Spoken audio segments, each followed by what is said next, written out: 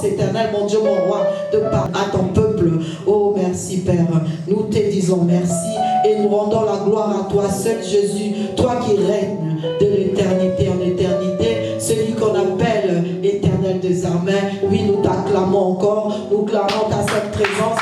Pendant que nous acclamons, nous invitons l'homme de Dieu, le pasteur Rigaud, sous vos acclamations. Alléluia. Esprit Seigneur, est soumis à toi, Seigneur. Nous bénissons ta présence en Seigneur. Nous te disons merci. Merci, mon Dieu, pour ta présence. Merci pour ta grâce, pour ta faveur. À toi, nous nous abandonnons, Seigneur, parce que tout est soumis à toi, Seigneur.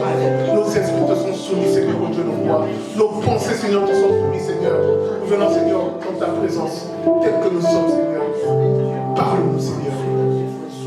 Change nos vies, Seigneur. Impacte, Seigneur, au Dieu, nos rois, nos pensées. Tout est soumis à toi, Seigneur. Qu'il soit fait selon ta volonté. Que toute chose se taise et que tu sois élevé, Seigneur. Prends ta place, Seigneur, dans ces vies. À toi, toute la gloire, la puissance et l'honneur, dans le nom de Jésus. Amen. Amen.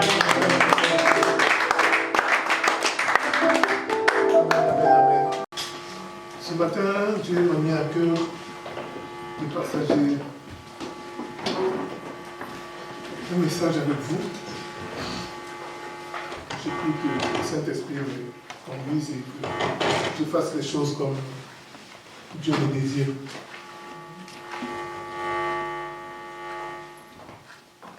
La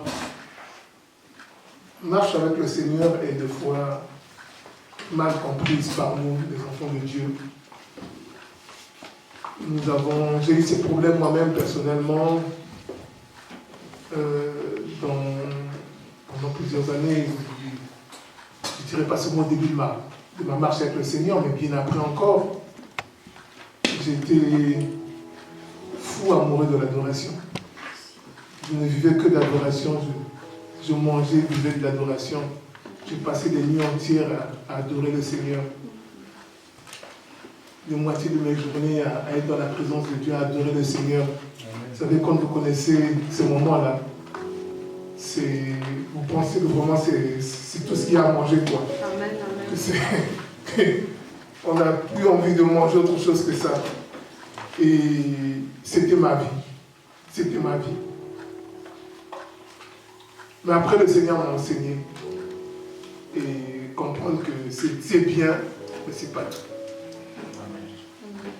C'est très bien, mais c'est pas tout.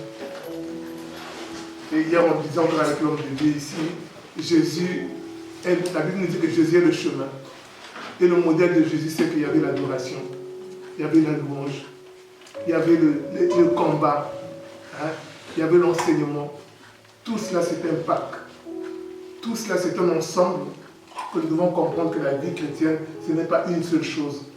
Ce n'est pas une chose, une autre. C'est tout un ensemble. Indissociable. Et c'est le Saint-Esprit qui nous conduit dans le moment d'utiliser telle ou telle arme, d'utiliser tel ou tel instrument. Mais nous devons avoir tous ces instruments-là entre nos mains. Ça fait partie du pacte que nous avons avec nous. Et l'Esprit de Dieu nous conduit au moment voulu pour utiliser telle ou telle chose. Et ça faisait que dans ma vie, je ne chassais pas les démons. Dans ma vie, je ne priais pas pour les finances. Dans ma vie, toutes ces choses, je ne les faisais pas. Je trouvais que bon, c'est inutile, Dieu fera, Dieu pensera et tout cela. Mais j'ai compris plus tard que je m'étais trompé. Bien aimé, aujourd'hui, beaucoup de gens, beaucoup d'enfants de Dieu, beaucoup de chrétiens se trompent. Et on néglige, on méprise certaines choses. On pense qu'on fait bien, on pense que ça suffit, on pense qu'on n'en a pas besoin. Mais si Dieu le met à notre disposition, c'est parce que nous en avons besoin. Et ce matin, le thème de mon message, c'est le chemin du salut. Le chemin du salut. Bien aimé, sur un chemin, lorsqu'on se rend quelque part, il peut y avoir plusieurs étapes. On peut avoir des passages piétons à traverser, on peut avoir des routes à traverser. Il va peut-être falloir s'arrêter quelque part, il va peut-être falloir se ravitailler. Mais tout cela, ça fait partie de ce que nous trouvons sur notre chemin pour arriver à notre destination. Et ce matin, je vais vous parler d'un homme dans le livre de 2 Rois chapitre 5. Nous allons lire toute l'histoire pour que... On va le lire rapidement pour que tout le monde soit et la mémoire rafraîchie sur le livre sur l'histoire de Naaman de Syrien. 2 Rois chapitre 5.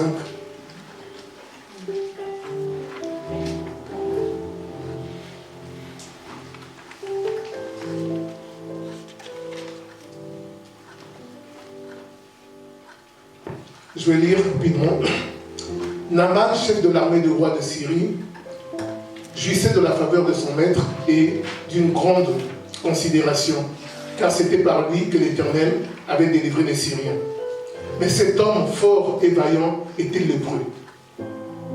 Or les Syriens étaient sortis par troupes et ils avaient emmené captive une petite fille du pays d'Israël qui était au service de la femme de Naaman. Et elle dit à sa maîtresse, « Oh, si mon Seigneur était auprès du prophète qui est à Samarie, le prophète le guérirait de sa lèpre. » Naaman alla dire à son maître, « La jeune fille du pays d'Israël a parlé de telle et de telle manière. » Et le roi de Syrie dit, « Va, rends-toi à Samarie, et j'enverrai une lettre au roi d'Israël. » Il partit, prenant avec lui 10 talents d'argent, 6000 cycles d'or et 10 vêtements de rechange.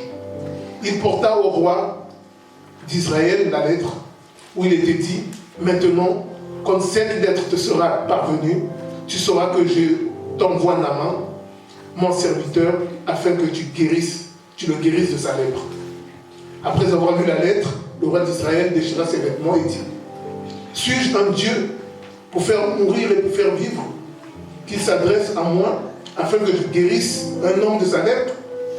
Sachez donc et comprenez qu'il cherche une occasion de dispute avec moi. » Lorsqu'Élisée, l'homme de Dieu, apprit que le roi d'Israël avait déchiré ses vêtements, il envoya dire au roi, « Pourquoi as-tu déchiré tes vêtements? Laisse-le venir à moi. Il saura qu'il y a un prophète en Israël. » Naaman vint avec ses chevaux et son char, et il s'arrêta à la porte de la maison d'Élisée. Élisée lui fit dire par un messager, « Va et lave-toi 7 fois dans le Jourdain, ta chair deviendra saine et tu seras pur. » Naaman fut irrité et il s'en alla, en disant, « Voici, je me disais, il sortira vers moi, il se présentera lui-même, il invoquera le nom de l'Éternel son Dieu, il agitera sa main sur la place et guérira le lépreux. Les fleuves de Damas, l'Abana et le Parpar ne valent-ils pas mieux que toutes les eaux d'Israël? Ne pourrais-je pas m'y laver et devenir pur? » Et il s'en retourna et partait avec fureur. Mais ses serviteurs s'approchèrent pour lui parler. Et ils dirent, « Mon père, si le prophète t'avait demandé quelque chose de difficile, ne l'aurais-tu pas fait? Combien plus dois-tu faire ce qu'il t'a dit? Lave-toi et tu seras pur. » Il descendit alors et se plongea 7 fois dans le Jourdain, selon la parole de l'homme de Dieu. Et sa chair redevint comme la chair d'un jeune enfant, et il fut pur. Naaman retourna vers l'homme de Dieu avec toute sa suite. Lorsqu'il fut arrivé, il se présenta devant lui et lui dit, « Voici, je reconnais qu'il n'y a point de Dieu sur toute la terre, si ce n'est en Israël. Et maintenant, accepte, je te prie, un présent de la part de ton serviteur. » Élisée répondit, « L'Éternel dont je suis le serviteur est vivant, je n'accepterai pas. » Naaman le pressa d'accepter, mais il refusa. Amen. Amen. Amen. Amen. Voilà cette histoire sur laquelle nous allons méditer aujourd'hui. La première des choses, c'est que sur ce chemin du salut, tout commence avec... Il y a une situation qui se présente, un homme honorable, un notable, un notable, un homme respectueux, qui a un problème, c'est qu'en dépit, malgré tout ce qu'il semble, toute son apparence, malgré tout ce qu'il est, il est malheureux parce qu'il a un problème, il a la lèpre. Amen. Combien n'y a-t-il pas de lépreux dans l'église? Amen. Malgré toute apparence, quand j'en vois des gens dans certains cantiques de louanges célébrer, louer, surtout lorsqu'on chante des cantiques de feu, ceci, cela, en réalité ce sont des lépreux qui chantent. Amen.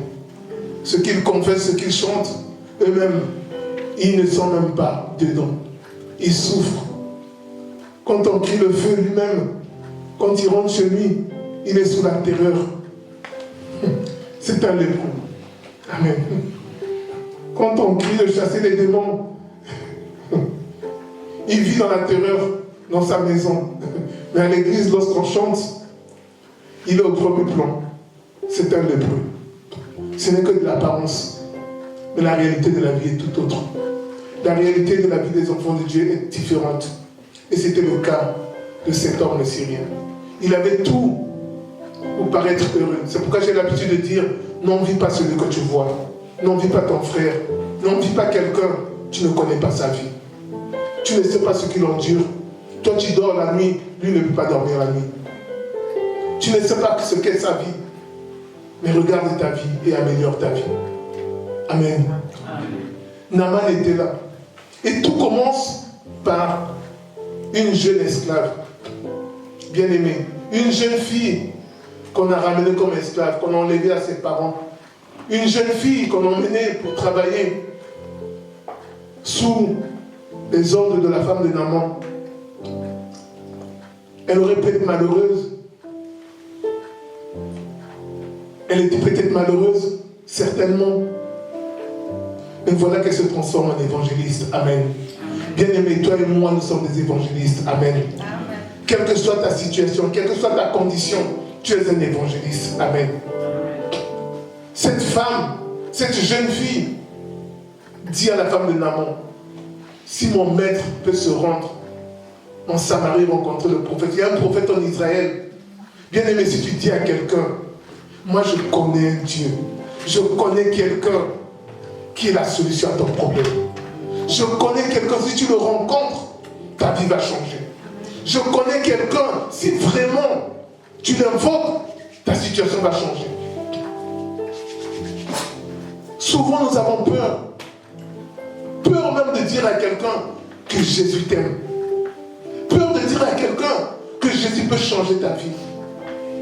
Peur de dire à quelqu'un que ta situation n'est rien devant la grandeur de Jésus. Cet homme-là, si tu le rencontres, ta vie sera transformée. Cet homme-là, si tu le rencontres, tes problèmes seront résolus. Voilà que cette jeune fille dit. Et c'est là où ça commence. La parole. Amen. La première étape, c'est la parole. Il y a deux positions. Celui qui transmet la parole. Tu peux transmettre ta parole à quelqu'un. Tu peux dire à quelqu'un simplement une parole. Tu peux dire à quelqu'un simplement que Jésus t'aime. Tu peux dire à quelqu'un simplement que si tu rencontres le Seigneur, ta vie sera transformée. Tu sèmes quelque chose. Mais de l'autre côté, il y a celui qui reçoit la parole. Amen. Naaman a reçu cette parole. Quand tu viens à l'église bien-aimée, quand tu reçois la parole, qu'est-ce que tu en fais? Ça pouvait paraître banal. La Bible dit que c'est une jeune fille. Pourquoi accorder du crédit à une jeune fille? Pourquoi accorder du crédit à quelqu'un qui aurait dû être malheureux? Mais dans son malheur, elle ne regarde pas sa situation. Elle ne regarde pas sa condition. À cause de l'amour pour les autres. Oh bien-aimé, l'amour peut t'emmener à faire des choses qui dépassent ton entendement. L'amour peut t'emmener à faire des choses que les gens ne peuvent pas comprendre, que le monde ne peut pas comprendre. Cette fille qui est malheureuse, qui est traitée comme une esclave, mais se soucie de l'état de son maître. Son maître qui l'a enlevé de sa famille, qui l'a privé de la tendresse de ses parents. Mais elle n'est pas rancunière. Elle compatit à la situation de l'autre. Bien aimé, c'est ça l'amour. En dépit de tout, en dépit du mal qu'on te fait, tu regardes le malheur des autres, tu dis non, je ne peux pas le laisser dans cette situation. Je dois lui dire. Je dois lui dire. Et c'est ce que fait cette fille. Elle lui dit.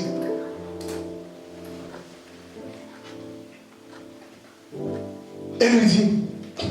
Elle donne l'information. La première étape, c'est l'information, bien aimée. La parole. Qu'est-ce que tu as reçu comme parole? Qu'est-ce que tu as donné comme parole à quelqu'un? Bien aimé, l'évangéliste ne sauve pas. On ne te demande pas d'aller sauver le monde. On ne te demande pas d'aller sauver les gens.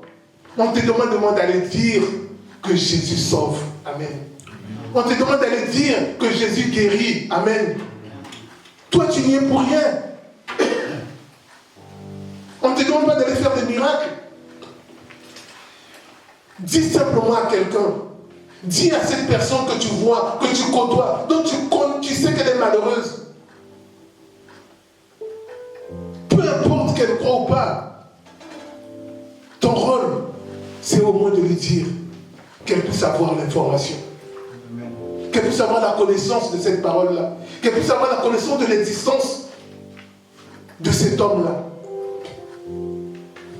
Et c'est ce qui s'est passé pour Naaman. Naaman a reçu l'information. Il l'a saisi. Amen.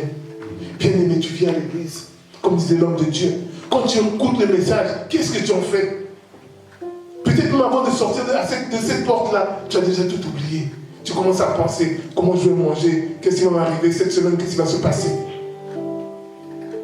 Oh bien-aimé, et pourtant, tu viens de recevoir un trésor. Et pourtant, tu viens de recevoir une clé. Et pourtant, mais tu n'en fais rien.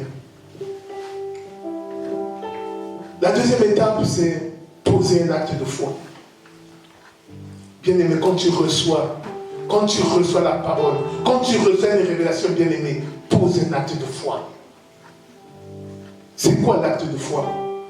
Naaman prend l'information. Il ne la méprise pas. Il ne la rejette pas. Il ne regarde pas qui le lui a donné. Il saisit l'information, il se dit, certainement que c'est une solution pour moi. Certainement que ça va régler mon problème. Il va voir le roi, il va voir son roi, il lui transmet l'information, il dit, voilà comment a parlé cette jeune fille qui est chez moi. L'information peut être simplement une consigne. L'information peut être un ordre que Dieu te donne. Elle peut venir de différentes manières. Là, ça peut être une instruction qu'on te donne. Ça peut être justement simplement une information, comme Naaman. On lui a donné l'information qu'à Samarie, il y a un prophète puissant qui peut te guérir de la lèpre. Est-ce qu'il n'y avait pas de lépreux en Samarie? Il y en avait. Amen. Naaman aurait pu se dire, mais attends, moi j'étais là-bas, il y a des lépreux. Pourquoi ils ne sont pas guéris? Pourquoi ce ne serait que moi? Il y en avait. Il aurait pu se dire cette question. Mais il ne regarde pas cela. Il se contente de saisir l'information, de prendre l'information. Et il dit non, moi je vais croire à cela. Amen. Peu importe s'il y a des lépreux en Samarie, peu importe s'il y a des lépreux en Israël, moi je veux croire à cela. Bien aimé, saisis la parole. Saisis la révélation que Dieu te donne. On ne vient pas ici en vain. Bien aimé, hier nous étions ici avec l'homme de Dieu, le pasteur Antoine. Il y a une manifestation puissante de la part du Seigneur. Je me suis même dit, 2 personnes seulement.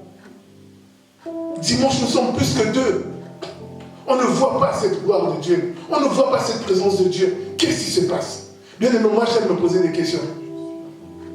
Moi, ma vie c'est comme ça. C'est-à-dire que j'aime me poser des questions.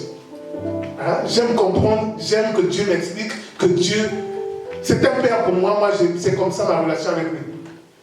Je n'ai pas peur, je lui pose des questions, j'aime comprendre. Ça me permet d'avancer, ça me permet d'aller de l'avant. Et ça me permet de mieux approcher Dieu. Donc Naaman saisit l'information. Il dit, ça c'est pour moi. Et il va poser un acte de foi. C'est quoi l'acte de foi de Naaman? Il va partir. Amen. Amen. Croire c'est bien, bien-aimé. Croire c'est bien. Mais la foi sans les œuvres est vaine. Il faut poser un acte qui montre que tu crois. Naaman aurait pu rester là, dire bon, envoyer chercher un peu ce prophète-là à Samarie. Non. Moi, Naaman, je ne peux pas me déplacer. Moi, tout puissant, non. Il dit, je fais mes bagages. Je prends mon cortège. Je vais me rendre là-bas. Amen. Bien-aimé, pose un acte de foi. Un acte qui montre que vraiment tu crois que c'est possible. Un acte qui montre que vraiment je crois en ce que Dieu m'a dit. Pose un acte. Pose un geste. Fais quelque chose. Mets-toi en action.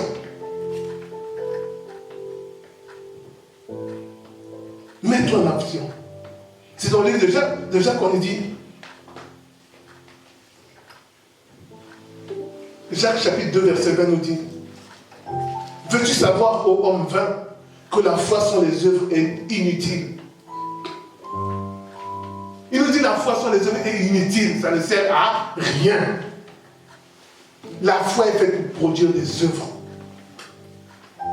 Montre-moi ta foi, je te montrerai mes œuvres. Comment je vais voir ta foi s'il n'y a rien? Tu ne prends aucun risque avec le Seigneur. Tu es toujours dans la prudence. Tu es toujours dans je vais d'abord voir. Tu es toujours en dernier derrière les autres. Tu n'es jamais celui qui prend le peloton. En tête du peloton. Tu n'es jamais là. Tu es toujours en observation. Tu es toujours en train de guetter. J'attends d'abord de voir comment ça va se passer pour les autres. Non, bien-aimé. C'est pas ça la foi. Saisis. Saisis la parole. Saisis la révélation. Et pose un acte. Dieu a dit à Abraham, va, quitte ton pays, quitte ta patrie. Je t'emmènerai vers un pays. Il ne dit même pas l'endroit. Va. Il prit ses bagages, il s'en va. Il va où il ne sait même pas. Mais il croit en Dieu. Amen. Il a confiance en Dieu. Il se dit, Dieu sait là où il m'emmène. Voilà un acte de foi. Naaman est parti. Il a pris ses bagages. Il ne s'est pas posé des questions. Il a dit, je vais croire en cela.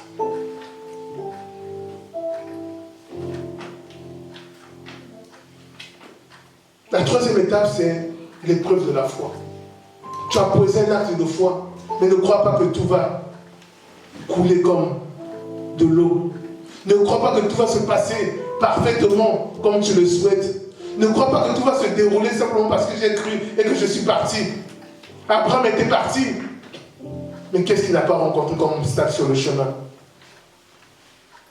Ne crois pas que tout sera facile parce que tu as cru et que tu as posé l'acte de foi. Non, bien-aimé, ta foi sera éprouvée. Amen. Amen. Ta foi sera éprouvée pour voir jusqu'à quel point que tu crois. Pour voir si tu peux tenir ferme dans ta foi.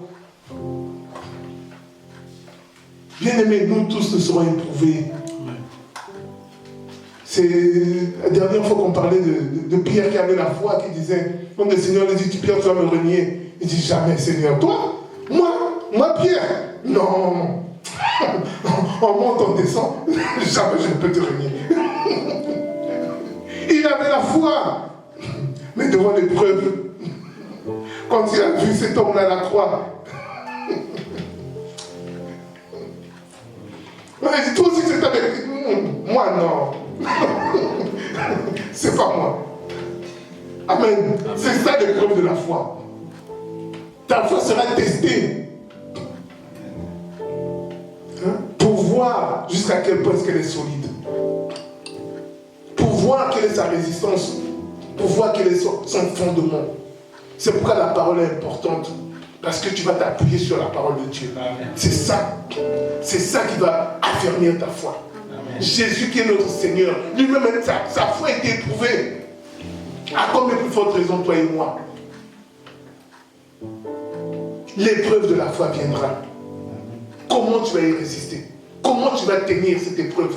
C'est par la parole. Le Seigneur était là pour dire, il est écrit. Je m'accroche à ça. La Bible dit, toutes choses passeront, mais la parole ne passera pas. Il est écrit. Il est écrit. Il est écrit. Peu importe ce que je vois, peu importe ce que je vis, moi je sais une chose, c'est qu'il est écrit. Amen. Amen. C'est ça qui va affermir ta foi. C'est ça qui va te permettre de résister lorsque l'épreuve de la foi viendra. C'est le il est écrit. Parce que toutes les autres choses passeront, mais ce qui est écrit là, ça demeurera. C'est irrévocable. Et ça, c'est un fondement sûr. C'est une base certaine. Et sur ça, on doit s'appuyer. Mais si tu ne connais pas la parole, lorsque l'épreuve viendra, tu vas chercher à t'agripper à des branches qui vont se casser. Tu vas chercher à t'abriter, à t'accrocher à quelqu'un qui lui-même aussi n'est même pas solide. Vous allez vous écrouler tous ensemble. Amen. Amen. Tu vas chercher à t'accrocher au pasteur, lui-même il est peut-être fatigué, et vous allez vous écrouler. Amen. Mais une chose est certaine, c'est que le fondement de la parole de Dieu, elle est solide. Ça, c'est quelque chose de certain. Et c'est pourquoi le Seigneur disait, il est écrit. Satan envoyait des missiles. Satan revenait à la charge. Lui dit, il est écrit. Il est écrit.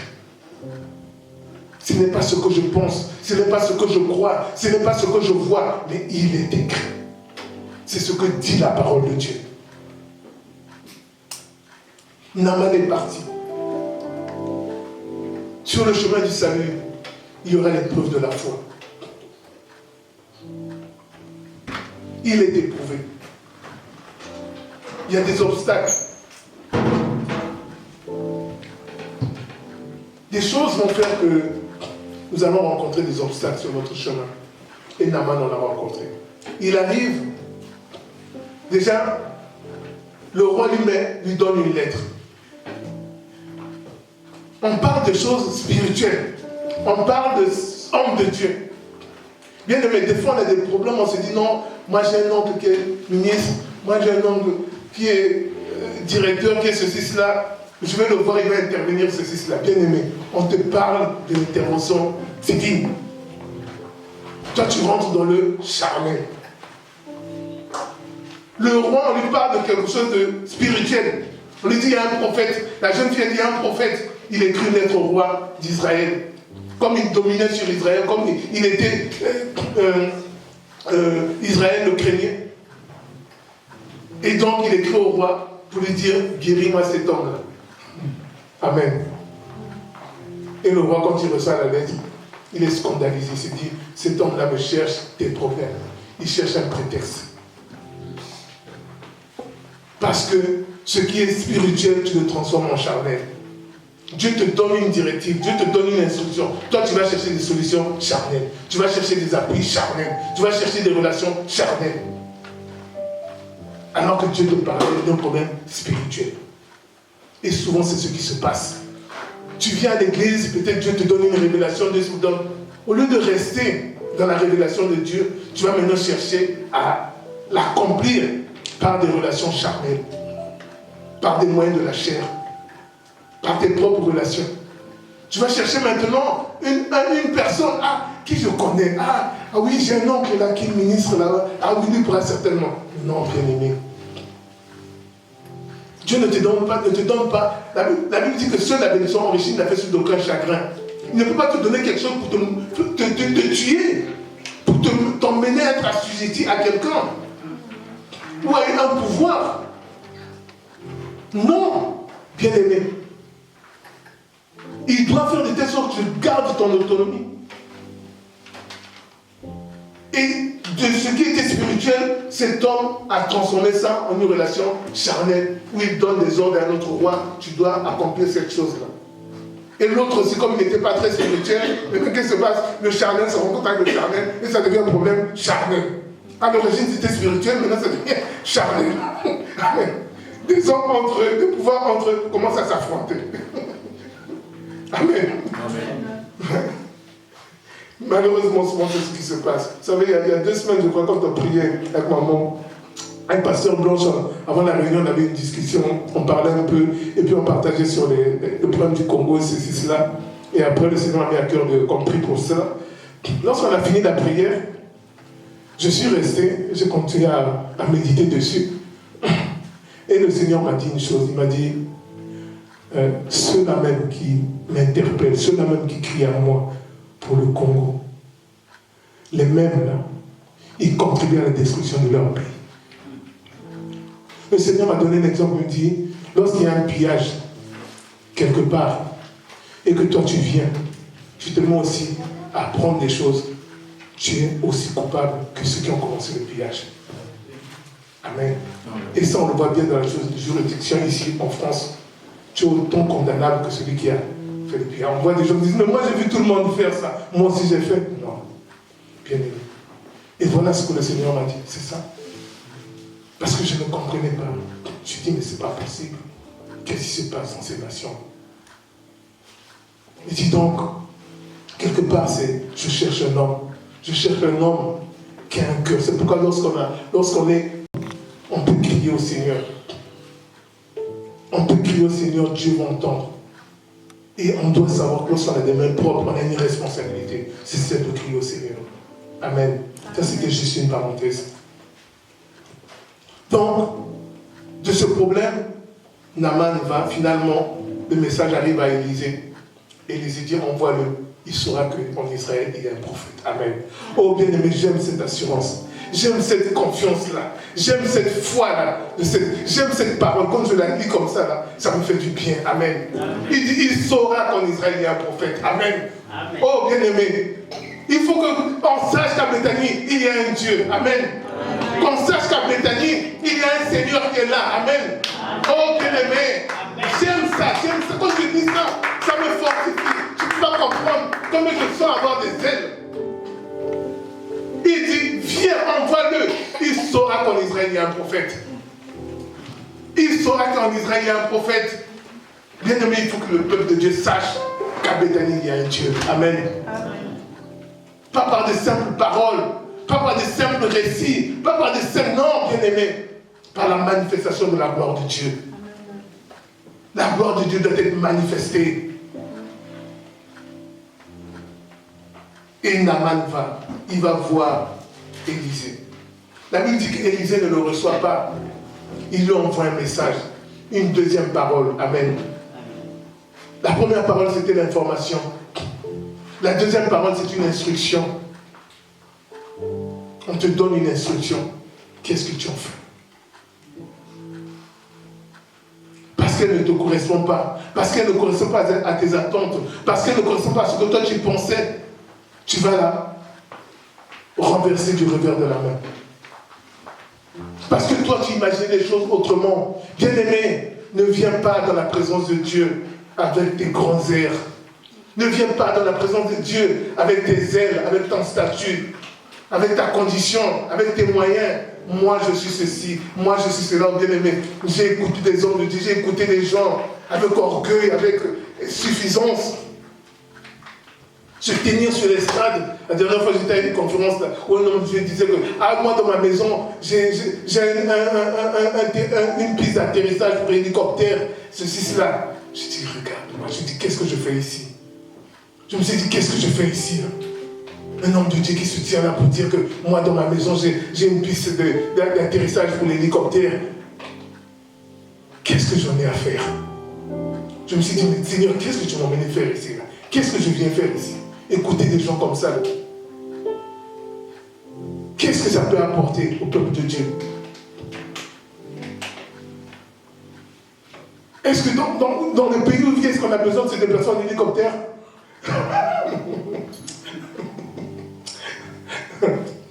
Bien aimé, vous savez, il y a des choses. Quand tu connais le Seigneur, quand tu connais la parole de Dieu, tu n'as pas besoin qu'on te dise, pour que le Saint-Esprit tout de suite te dise que ça, ce n'est pas de Dieu. Bien-aimé, un jour je prie, le Seigneur m'a dit, un jour j'ai écrit un livre sur mon histoire. J'ai souffert dans les voies du Seigneur. J'ai marché avec Dieu, mais Dieu m'a enseigné par la pratique, par la souffrance. Vous n'entendrez pas jamais dans ma bouche. J'ai dit jamais dans ma vie. Dieu m'a confondu.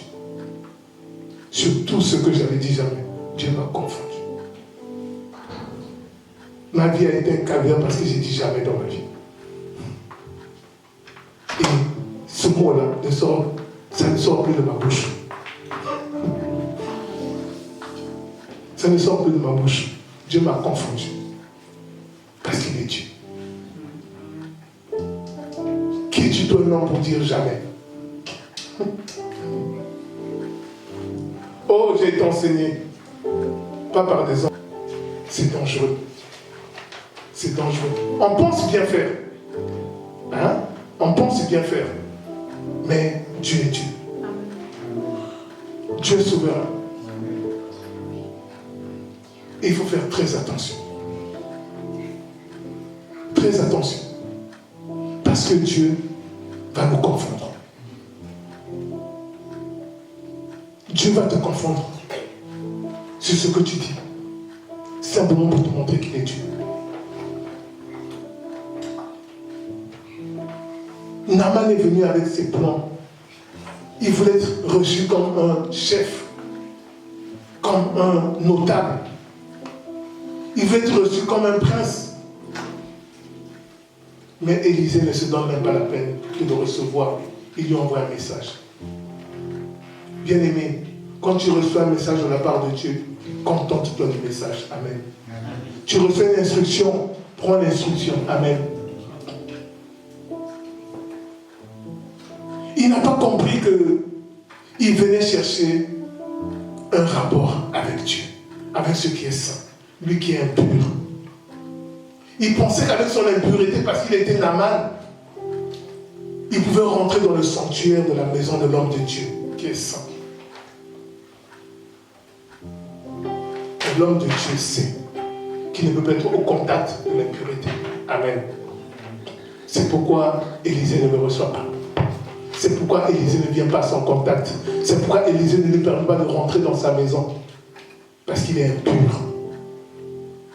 Bien-aimé, des fois on ne comprend pas que le Seigneur met une barrière, une limite. Quand Dieu appelle Moïse à la montagne, il lui dit, enlève tes sandales, celui est saint.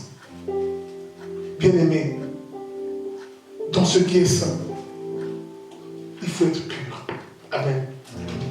Quand tu viens dans la maison de Dieu, c'est un lieu saint. Purifie ton cœur. On repart sans avoir rien reçu. Parce que justement, on est impur. On ne se répond pas. On ne s'humilie pas. On reste dans notre état. On vient dans la maison de Dieu. Il ne peut pas y avoir de contact. Amen. Amen. Et c'est pourquoi souvent, on repart comme on est venu. Parce que Dieu va te donner. Dieu va te donner une instruction. Dieu va te révéler quelque chose. Peut-être Dieu va te dire, réponds-toi. Tu es seul assise. Dieu te dit, réponds-toi. Tu endurcis ton cœur. Tu ne le fais pas. Et pour Dieu le dit pour ton bien. Parce qu'il veut te faire quelque chose. Parce qu'il veut t'accorder sa grâce. Mais toi, tu dis non. Tu dois m'accueillir tel que je suis. Tu dois me faire rentrer dans ton sanctuaire tel que je suis. Mais quand on revient en arrière, on regarde les instructions pour la construction du temple. Il y avait un lieu saint, un lieu très saint, et le parvis. Amen. Même le souverain sacrificateur qui rentrait dans le saint des saints, dans le lieu très saint, il n'avait pas la garantie, il n'avait pas l'assurance d'en ressortir vivant. Amen. Pourquoi? Mais parce que dans la présence de Dieu, on ne rentre pas dans n'importe quelle condition. Oh bien-aimés, nous prenons les choses à la légère parce que nous ne voyons pas Dieu. Parce que nous n'approchons pas Dieu. Nous méprisons les choses de Dieu. Nous les négligeons parce que nous ne le voyons pas avec nos yeux. Tout ce qui nous fait peur, tout ce qu'on redoute, c'est ce que nous voyons de nos yeux. Amen. Quand tu vois la puissance de Macron, tu vois le président Macron, c'est là où il te fait peur. Et ton Dieu est plus grand que Macron. Amen. Oh, quand tu regardes les autorités, surtout dans nos pays, quand tu regardes les autorités, tu regardes un incirconcis en train de brandir son argent, enfin l'argent de l'État, de brandir ses biens. Il t'intimide. Alors que ton Dieu est bien plus grand que cela. Amen. On se soumet à tout et n'importe quoi parce qu'on a peur. On a peur de ce que l'on voit. Comme disait l'homme de Dieu hier, les 5 sens. On est guidé par les 5 sens. Sors de là. Sors de la chair, bien-aimé. Rentre dans le spirituel. Rentre dans l'esprit. Nous sommes un corps. Il y a un esprit dans notre corps. Nous sommes avant tout esprit. Rentre dans l'esprit. Sors du charnel. Sors de ce que tu vois. Sors de ce que tu vis. Rentre dans cette nouvelle dimension. Ta vie va changer. Ta vie sera transformée. Tu n'auras plus peur de quoi que ce soit. Tu ne vas plus redouter quoi que ce soit. Parce que tu as la grandeur qui est en toi. Tu as la puissance qui est en toi. Tu as la magnificence qui est en toi. Tu te dis, mais qu'est-ce que j'ai envié celui-là? Oh, bien-aimé. Tu te sens différent. Tu te sens tout puissant. Non pas pour mépriser les autres, mais pour avoir de l'assurance que celui qui est en toi est bien plus grand que tout ce que tu vois. Amen. Amen. Ton Dieu est plus grand que tout ce que tu vois. Élisée n'avait pas peur de ce Naaman là. Qu'est-ce qu'il en avait à faire? C'est lui qui avait besoin de lui. C'est lui qui a... Bien aimé, tu ne comprends même pas que c'est ta famille qui a besoin de toi. Ceux-là que tu redoutes là, c'est eux qui ont besoin de ta grâce, qui ont besoin de ta prière. Amen. Amen. C'est eux, c'est pas toi. C'est eux qui ont besoin que tu pries pour eux. Mais toi, tu as peur. À cause des 5 sens. À cause de la chair. À cause de ce que l'on dit. À cause de ce que tu as entendu. Et parce que tu oublies qui vit en toi. Mais lorsqu'il s'agit de le confesser dans les cantiques, de chanter, ah, gloire à Dieu. Amen. Amen. Et voilà l'épreuve de la foi pour Naaman. C'est qu'il est confronté à son orgueil. Il est confronté aux pensées de son âme. Les pensées qu'il avait. Bien aimé, quand tu viens chercher la grâce de Dieu, quand tu viens à la rencontre de Dieu, elle nous dit, venez comme des petits enfants. Tu ne penses pas à quelque chose, tu n'as pas un plan, tu n'as pas un projet, non. Tu as un projet mais tu n'as pas de plan. Tu viens neutre. Tu viens pour recevoir quelque chose. Souvent nous venons avec des idées bien définies, des projets bien établis. Comment Dieu va changer cela? Comment tu vas écouter ce que Dieu va te dire? Si toi tu as déjà établi tes choses, tu as déjà mis ton projet en place, tu as déjà tout préparé. Il n'y a plus de place pour écouter. Naaman avait déjà son projet, dit, j'espérais qu'il m'accueillerait, qu'il me mettrait le tapis rouge, voilà, qu'il m'inviterait. Ah, Naaman, viens, comment tu vas? Ah, Naaman. Amen. Mais il oublie qu'aux yeux d'Élisée, ce n'était qu'un homme impur. Comme David dit à Goliath, c'est un circoncis là, qui insulte l'armée du Dieu vivant. Amen. Bien-aimé, regarde le païen comme un païen. Regarde-le comme un païen. Celui-là qui brandit son argent, qui brandit ses biens, c'est un païen. Ce n'est rien d'autre, c'est un païen. Toi, tu as Jésus. Toi, tu as Jésus. Tu n'as peut-être pas l'argent qu'il a, mais tu as Jésus. Tu as ce qui est plus grand que l'argent. Tu as ce qui est plus grand que les biens. Celui qui a créé ces choses-là, c'est celui qui vit en toi. C'est celui-là qui est en toi. Celui qui lui a donné ces choses-là, c'est celui-là qui vit en toi. Bien aimé, quand on arrive à comprendre ces choses-là, je te dis, tu vois le monde différemment. Les relations que tu as avec les gens sont complètement différentes.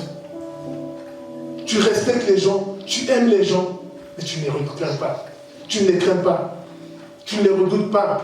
Tu ne les considères pas plus grands que toi. Parce que celui qui est en toi est plus grand que celui qui est dans le monde. Amen. Et à cause de cela, Naaman va perdre sa foi. Lui qui était déterminé, lui qui est parti avec une foi, une assurance certaine que oui, cette parole est pour moi, je vais y aller. Il s'est rendu. Mais il arrive là, parce que les choses ne se sont pas passées comme il avait prévu, il perd la foi. Amen. Bien aimé, combien de fois tu n'as pas perdu la foi? Simplement parce que les choses ne se sont pas faites comme toi tu le voulais. Combien de fois tu n'as pas perdu la foi? Simplement parce que les choses ne se sont pas faites au temps où toi tu le voulais. Combien de fois tu n'as pas perdu la foi? Simplement parce que au moment où toi tu t'y attendais, il ne s'est rien passé. C'est ça l'épreuve de la foi. C'est-à-dire que les choses ne se passeront pas forcément au temps où toi tu le voulais. Les choses ne se passeront pas forcément comme toi tu le voulais. Mais ça ne veut pas dire que Dieu t'a laissé tomber. Ça ne veut pas dire que Dieu t'a abandonné. Ça ne veut pas dire que Dieu t'a oublié. Ça ne veut pas dire que Dieu n'est plus là. C'est simplement qu'il est le maître des temps et des circonstances. Amen. Il est le maître des temps et des circonstances. C'est lui qui décide quand, comment. C'est lui, ce n'est pas toi, ce n'est pas moi.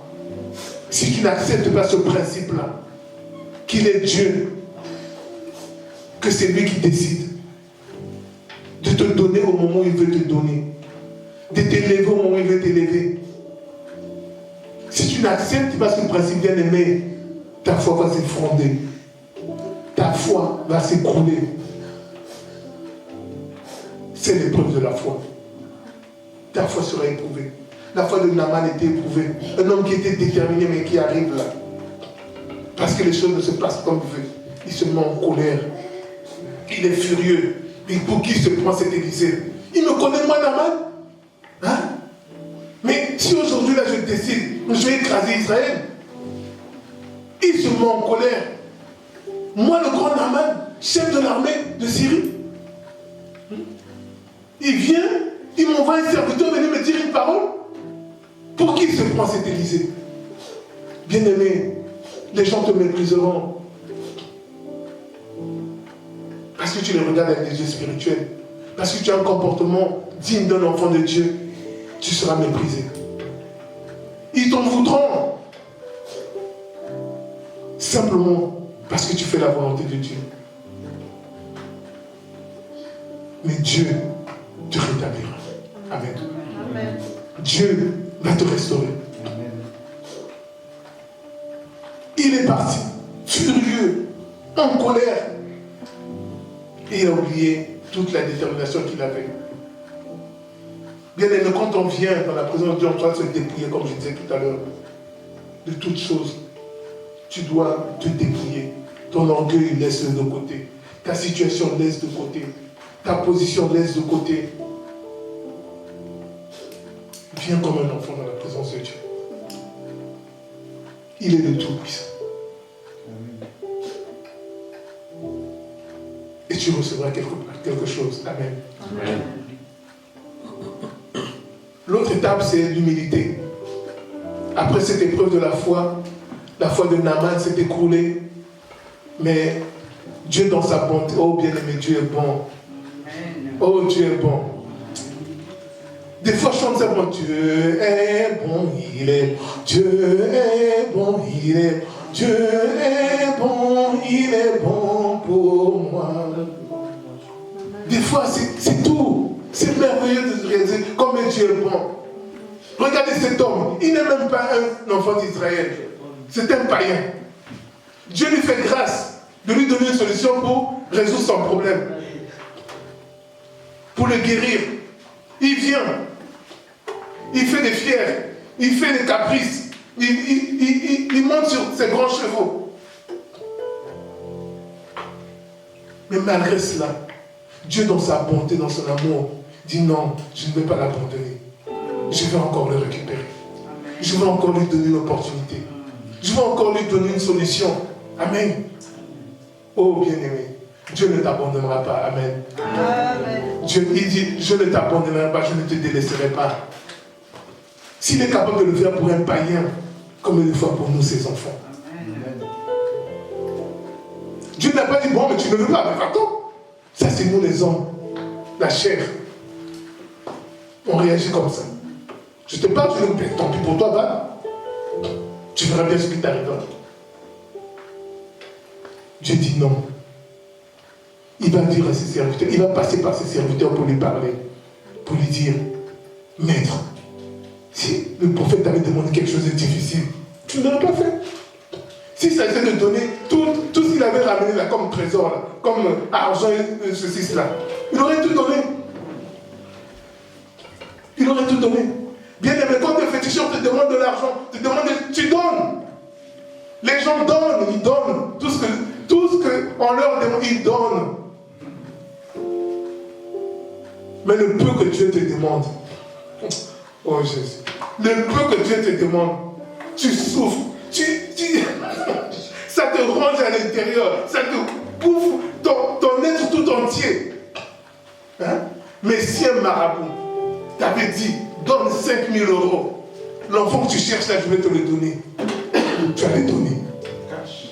Cash, comme dit. Hein? Tu allais donner. Hein? Mais quand Dieu te dit simplement, réponds-toi, humilie-toi, et tu vas résoudre ton problème. Tu trouves ça tellement trop simple, tellement trop facile que tu ne veux même pas y croire. Comment est-ce un grand problème, une solution si petite? C'est Dieu. C'est Dieu. C'est ça Dieu. Un problème qui te paraissait immense. Et voilà la solution. Elle est toute petite, infime. Tu as du mal à y croire. Tu te dis non, c'est pas possible. Toutes ces années-là, j'ai crié, j'ai pleuré, j'ai cherché. Et la solution, ça devient ça. Je dis mais non. C'est ça Dieu. Il n'y a pas si longtemps, un jour de méditer, je prie pour un problème. Et Dieu me donne un verset. Jean 3,16. Pasteur, j'étais effondré.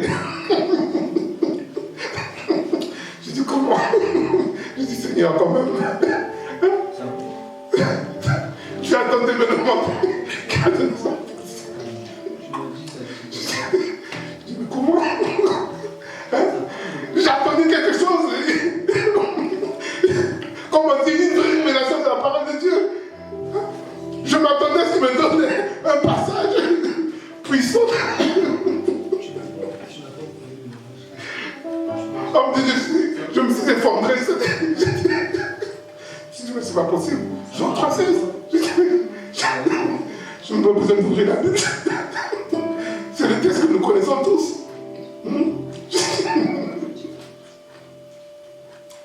Bien aimé, des fois on attend des choses, hein? On a des pensées, des trucs, alors les fondamentaux, on ne les a pas. La base, on ne l'a pas. Mais on fait des grandes choses. Tu n'as pas construit les fondations, tu n'as pas construit les bases, mais tu veux voir un grand immeuble s'élever. Mais ce n'est pas possible, ça va s'écrouler quelque temps après. Ça va s'écrouler. Après, je me suis ressaisi, j'ai dit, bon, mais je vais méditer. Hein, je vais méditer. Jean 3,16, et puis j'ai commencé à méditer. J'ai commencé à méditer, et puis voilà, Dieu a commencé à me parler. Hein, et je me suis repenti de l'attitude que j'ai eue. Mais ça illustrait bien ce que je suis en train de dire, pour dire que des fois, on ne se rend pas compte que pour ce qui est de Dieu, les choses sont là. Elles sont là à portée de main. Elles sont là à notre disposition. Mais c'est parce que nous avons des pensées, des idées qui sont autres. Dieu, dans sa bonté, dans son amour, il a utilisé des serviteurs pour leur dire, au travers de parler à leur maître. Si on t'avait demandé quelque chose de difficile, tu ne l'aurais pas fait. Mais maintenant, quand on te demande quelque chose de simple, fais-le. Hein? Au lieu de nous faire tout en cinéma, au lieu de nous faire de sortir des grands chevaux, fais-le. Dieu te dit donne une offrande. Mais fais-le. Hein? Fais-le. Dieu te dit va bénir tel homme. Mais fais-le. Ça ne te coûte même pas, ça ne t'empêchera même pas de continuer à vivre. Fais-le. Fais-le. Pourquoi tu ne le fais pas? Cette femme-là qui n'avait rien à manger, il lui restait un petit peu de farine, un peu d'huile. Venez chercher son bois pour manger son dernier repas. L'homme de Dieu vient lui dire, mais ce que tu as dit là, c'est une très bonne idée. Hein? C'est très bien. Va, fais cuire ça, mais ramène-le moi d'abord, moi je veux manger. Amen. Mais c'était mon idée, c'était pour moi. La différence c'est que si toi tu manges, c'est fini. Amen. Mais si lui il mange, ça va continuer. Amen. Bien-aimés, des fois, descendons, rabaissons-nous et regardons Dieu dans toute sa grandeur. Prends le temps, assieds-toi et vois l'immensité de Dieu. Vois la grandeur de Dieu, vois la puissance de Dieu. Et là, tu vas te rendre compte que tout est possible. Tout est possible. Et c'est là où je parle d'humilité parce que Naaman a réussi à descendre, à prendre un peu de recul, après avoir écouté ses serviteurs. Bien-aimés, Dieu peut te ramener à la raison. Vous savez, Balaam c'était par un animal, son ânesse. Dieu a utilisé son ânesse pour lui parler. Bien-aimé, si tu es trop sur tes grands chevaux là, Dieu va utiliser un bébé pour te parler. On te parle à l'église, on te prêche, tu n'écoutes pas, Dieu va utiliser un bébé pour te parler. Balaam c'était son ânesse. L'ânesse qui commence à parler. Et il discute avec l'ânesse, il ne sera même pas compte qu'il parle avec un animal. Amen. L'homme est ridicule. Mais tu me frappes pourquoi? Est-ce que j'ai l'habitude de te désobéir? Mais je te dis, pourquoi tu me fais ça? Oh bien-aimé, Dieu va te ridiculiser. Dieu va te ridiculiser. Bien-aimé, Dieu te parle, tu n'écoutes pas. Dieu va te ridiculiser. Il va te ridiculiser.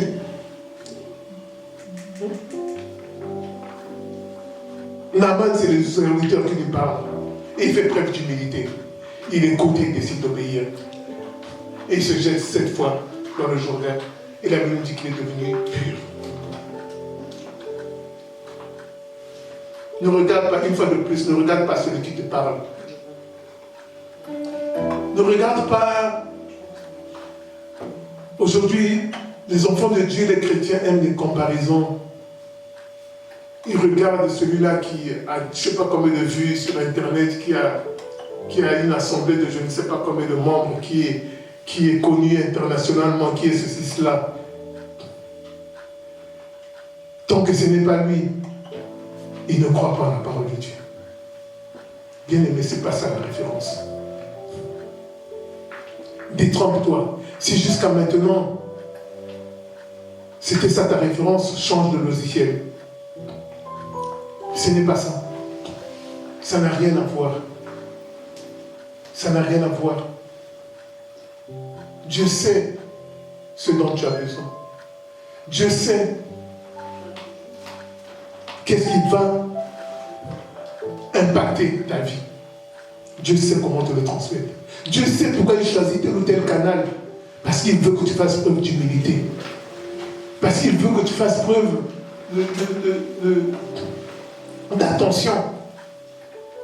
Et c'est pourquoi il choisit telle ou telle voie. C'est pourquoi ne prends rien à la légère. Mais non, vous savez, chaque fois que je vais dans une conférence, je vais à une réunion, je vide mon esprit. Je vide complètement mon esprit. C'est-à-dire, je ne m'attends à rien. Je ne pense à rien. Je dis, je viens simplement, je viens écouter Dieu. C'est tout. Je ne pense même pas à celui que j'écoute. Souvent, j'évite même de suivre des gens que je connais. Parce que je ne veux pas qu'il y ait, comment dirais-je, une confusion, qu'il y ait une confrontation de ce que je sais de la personne et de ce qu'il va me dire. J'ai peur de ne pas percevoir le message de Dieu à cause de la personne que je connais. Et donc j'aime écouter des gens neutres. Mais en général, c'est ce que je fais parce que ça m'aide à écouter réellement ce que Dieu veut me dire. Ça m'aide à saisir la révélation de Dieu. Je me vide complètement. En tout cas, chaque fois que quand je viens à l'église, je vide mon esprit. Je viens vide. J'oublie tout ce qui s'est passé avant. Je viens, vraiment, aujourd'hui c'est un nouveau jour, c'est une nouvelle... et il y a un nouveau message. Et je viens simplement écouter qu'est-ce que Dieu veut me dire aujourd'hui. J'oublie mes problèmes, j'oublie mes besoins. Je vais faire une prière, Seigneur, bon, parle-moi. Tu connais mes attentes, tu sais vraiment la situation que je traverse. Je m'attends à toi. Ça s'arrête là. Et j'écoute.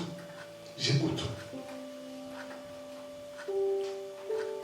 Naaman, après avoir fait cela, il devient pur. Parce qu'il a accepté de s'humilier, de descendre. Bien-aimé, la Bible dit que l'humilité précède la gloire. Quand tu t'humilies, tu vas voir la gloire de Dieu. Des fois, elle est là à côté de toi. C'était pas loin, c'était là. Le Jourdain était là, il était là. Mais il ne pouvait pas voir le miracle tant qu'il ne descendait pas. Il ne pouvait pas voir le miracle tant qu'il ne s'humiliait pas. Il faut s'humilier. Il faut s'humilier. Ah, moi, on m'a fait ceci. Ah, moi, on m'a fait ceci. Ah, humilie-toi, c'est pas grave. C'est pas grave, bien-aimé. C'est pas ce qui compte le plus. Mais humilie-toi. Naaman s'est humilié. Il a vu la gloire de Dieu. Vous imaginez la bonté de Dieu? Cet homme-là qui, auparavant, s'est rebellé, était furieux contre l'homme de Dieu. Mais Dieu, dans sa bonté, dans son amour, a une compassion de lui. Il dit, regarde-moi cela, il ne sait rien. Il le regarde comme un misérable. Il dit, non, je vais lui faire grâce. Bien-aimé, la grâce de Dieu est là, à ta portée. Mais il faut que tu descendes. Il faut que tu descendes. Vous savez, des fois, je vais à des conférences où on ne me connaît pas du tout. Hein. Je vais m'asseoir, on me met une place au fond là-bas, je m'assois au fond tranquillement. On ne sait même pas que je suis pasteur. Et j'écoute la voix de Dieu, j'écoute la parole de Dieu. Et puis c'est tout. Des fois, quelqu'un peut me reconnaître. Ah, pasteur, venez vous asseoir. Je vais m'asseoir et c'est tout. Parce que ce qui compte, c'est Dieu. Bien aimé, les hommes nous trompent. Le regard des autres nous trompe. Ça nous fait croire que nous avons une certaine valeur, que nous avons une certaine dimension, alors que ce n'est pas ça. Ce n'est pas ça. C'est pas ça du tout. Quand tu regardes, tu regardes sur Internet, tu suis certaines prédications, tu suis certains hommes de Dieu, malgré toute leur grandeur, mais quand quand le Saint-Esprit te parle, tu te dis, oh, pauvre malheureux, pauvre misérable. Pauvre misérable. Oh, Seigneur, qu'est-ce qu'il est malheureux. Il trompe Dieu, il trahit Dieu, et il détruit le peuple de Dieu. Il ne sait pas quelle est la sanction qui lui est réservée. Il n'a pas conscience des conséquences de ce qu'il fait. Et pourtant, il a l'apparence d'un modèle. Il a l'apparence de ce qu'on doit envier. Mais tout cela n'est qu'éphémère. Amen. La dernière étape, c'est la reconnaissance.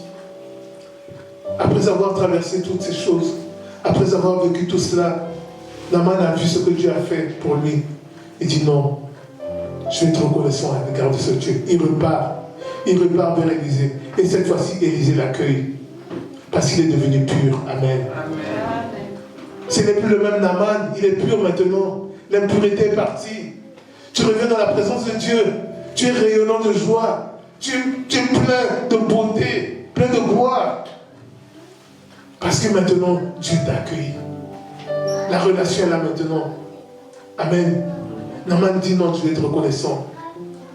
Bien-aimé, tu vas aller plus loin que le Seigneur. Sois reconnaissant. Sois reconnaissant. Reconnaissant dans les moindres choses. Ça vraiment, c'est un message que je dis souvent. Il faut être reconnaissant.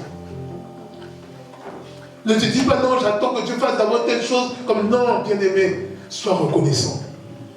Un païen bien-aimé, à cause de leur pratique, vous voyez la différence entre nous et ceux qui servent les idoles? Ils connaissent ces choses-là.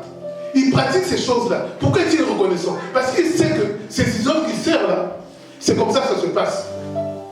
C'est-à-dire qu'ils ont l'habitude d'offrir beaucoup de sacrifices. Ils ont l'habitude de donner beaucoup d'offrandes. Mais nous, les enfants de Dieu, Dieu est tellement bon avec nous qu'on oublie ces principes-là. Amen. David a dit, je veux un champ pour offrir, pour faire un autel au Seigneur. On lui dit, mais je te le donne. Il dit, non, non, non. Je ne donnerai pas à mon Dieu ce qui ne m'a rien coûté. Amen. On dit, mais prends le champ, David. C'est pas un problème. Il dit, non, non, non. Je ne donnerai pas à mon Dieu ce qui ne m'a rien coûté. Je dois payer. Ça doit être à moi que je donne à mon Dieu. Amen. Bien aimé, il faut être violent. Il faut savoir arracher les bénédictions. Il faut savoir arracher la faveur de Dieu. La reconnaissance. La reconnaissance. Dans le monde, ils savent être reconnaissants. Ils savent donner des sacrifices, des offrandes. Ils savent donner.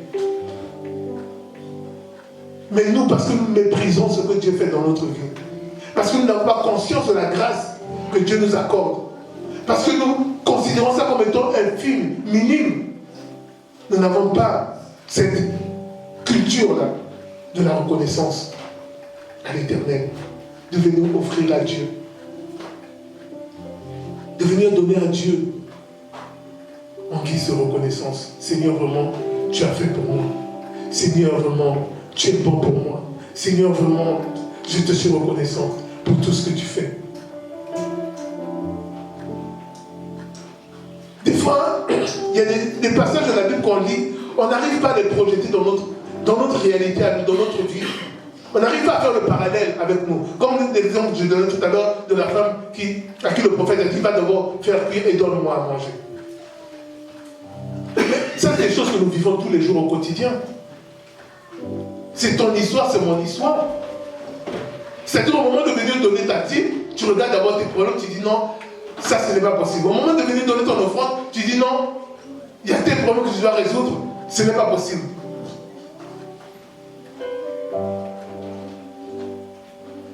Il y a 6 mois, je me suis acheté un grand téléviseur et en bricolant, je l'ai cassé.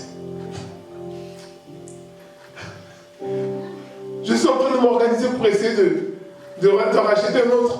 Et voilà que hier, mon réfrigérateur est mort.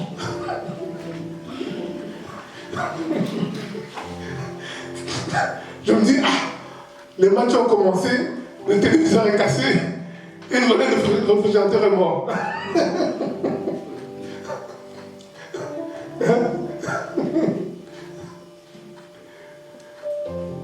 Mais il faut faire abstraction de tout cela. Ne pas oublier que tout cela, ce n'est que ça passera. C'est passager. Ce qui compte, c'est l'œuvre de Dieu. Tout cela ne doit pas m'empêcher d'être vigilant sur mon engagement avec le Seigneur. Tout cela ne doit pas m'empêcher de donner à Dieu ce que je dois lui donner, d'apporter dans la maison de Dieu ce que je dois lui apporter. Tout cela ne doit pas m'empêcher d'être reconnaissant pour tout ce que Dieu fait dans ma vie. Et Naaman a été reconnaissant. Nous, les enfants de Dieu, le peuple de Dieu, nous devons apprendre cette culture de la reconnaissance. Quand on vient donner, venez donner avec joie, parce que ça te fait penser à quelque chose. Ah, vraiment, cette semaine a été difficile, mais je vais achever. Amen. Ah, vraiment, ce problème-là, ça a été douloureux, mais je m'en suis en sorti. Et là, tu te réjouis. Là, tu es dans la joie. Là, tu te dis non, vraiment, Dieu fait pour moi. C'est pas parfait, certes, mais je vois la main de Dieu. Et là, on voit c'est des païens qui savent faire ces choses-là. Parce que chez eux, c'est pas aussi libéral que chez nous. Hein? Nous, Dieu est bon, Dieu fait grâce. Mais chez eux, c'est plus compliqué. C'est presque une obligation. Et donc, ils inculquent cela. et il applique à la règle. C'est pourquoi Naaman va pour offrir à Élisée pour donner une offrande de reconnaissance. Bien aimé, fais une offrande de reconnaissance à l'Éternel. Amen. Dieu t'a sorti de la maladie, Dieu t'a sorti de la mort. Tu prends 50 €, tu viens donner à Dieu. La mort, elle vaut 50 €.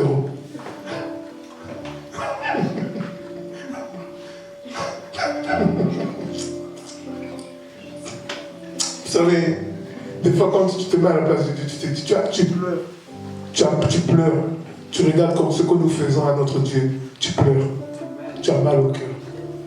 Tu te dis comment nous sommes méprisables. Quel cœur nous avons. Quel inconscient nous sommes. Tu te dis, c'est pas possible. Comment on peut traiter un si bienfaiteur de telle manière? Si c'était un homme, tu l'enverrais balader. Mais Dieu d'amour, de bonté, il accepte. Il dit prochainement, il fera mieux. Prochainement, il comprendra. Prochainement, il m'évaluera à la juste valeur. Et c'est ainsi que je veux m'arrêter là pour dire que la dernière étape, c'est la reconnaissance. Soyons reconnaissants.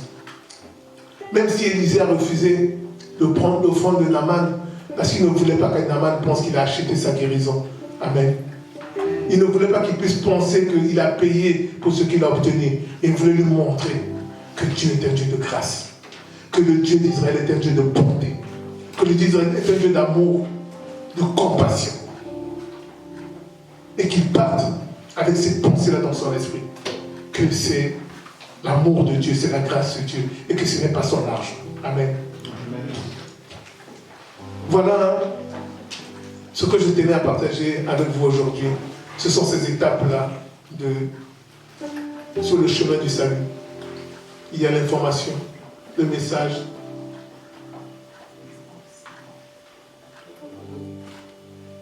Il y a l'acte de foi qu'il faut poser. Il y a l'épreuve de la foi. L'humilité, faire preuve d'humilité et la reconnaissance, savoir être reconnaissant. Bien aimé, quand tu prends tout ce pack, tu l'appliques dans ta vie. Dans ta marche avec le Seigneur, tu vas voir ce qui va se passer dans ta vie. Tu vas voir comment ta vie va être transformée. Tu vas voir comment est-ce que tes bénédictions seront multipliées. Tu vas voir comment est-ce que la faveur de Dieu va surabonder pour toi. Et tout cela ensemble. Amen. Amen. On va se lever, on va prier. Tu as écouté la parole de Dieu. Tu as écouté. Dieu t'a parlé. Notre Dieu est le Dieu de la restauration et de la restitution. Il a restauré Naaman. Il lui a restitué sa dignité.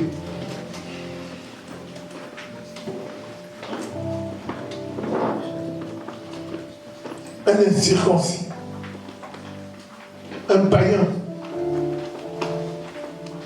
Il lui a redonné toute sa dignité, qu'il ne soit plus complexé à cause de son état, à cause de sa lèpre. Il l'a libéré de la honte, du déshonneur, alors qu'il ne le servait pas. Méphibosheth, le fils de Jonathan, lui qui se considérait moins qu'un chien mort. Vous imaginez? Moins qu'un chien mort. Il dit, qui suis-je pour que moi qui suis moins qu'un chien mort, que tu fasses attention à moi? Parce que Dieu l'a restauré. David a décidé de lui restituer tous ses biens, tous les biens de sa famille. Il dit, mais qu'est-ce que j'ai fait pour que moi qui ne vaux rien, qui ne mérite rien, pour que tu fasses attention à moi? Bien-aimé, toi tu es plus que Naaman. Tu es plus que Méphibosheth. Tu es un enfant de Dieu. l'enfant du Dieu Tout-Puissant. Par l'alliance qui a été scellée par le sang de Jésus-Christ, tu es son enfant. S'il le fait pour des gens pour qui il n'a aucun intérêt, qui ne le considèrent même pas, qui ne le connaissent pas, à combien plus forte raison toi? À combien plus forte raison il le ferait pour toi? Ce Dieu de bonté qui est plein de bonté, pourquoi il ne le ferait pas pour toi? Pourquoi ce qu'il a fait pour Naaman ne le ferait-il pas pour toi? Tu connais ta situation, tu connais ton besoin, tu connais ton problème. Est-ce qu'il y a quelque chose qui soit impossible à Dieu?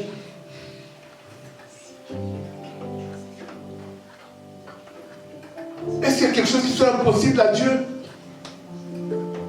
Qu'est-ce qui te tourmente?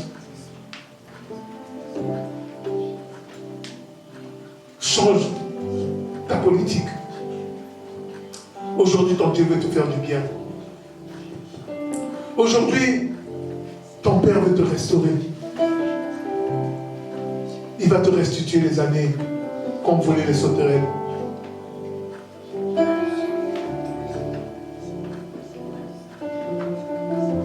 Chante-moi un cantique, un vrai cantique d'adoration.